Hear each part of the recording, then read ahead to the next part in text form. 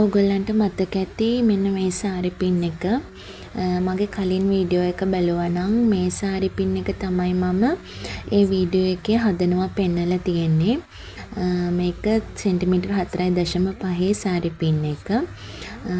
ඉතින් මේකත් එක්ක හදපු ඉතුරු සාරි පින් ටික තමයි අද මං අරගෙන ආවේ.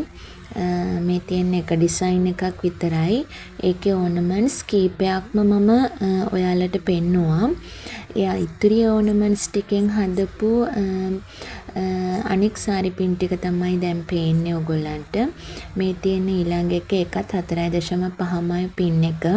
සෙන්ටිමීටර් 4.5. ඉතිරි ඕනමන්ට් එක බටර්ෆ්ලයි කෙනෙක් තමයි මම පාවිච්චි කරලා තියෙන්නේ.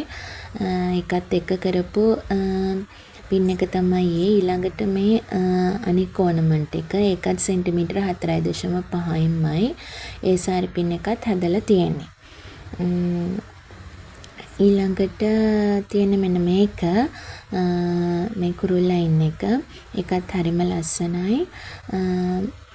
ඒකේ කලර්ස් දෙක තුනක්ම තියෙනවා. ඊට පස්සේ ඊළඟ එකෙත් කලර්ස් තියෙනවා. චූටි ඉත්තෑ වගේ එක.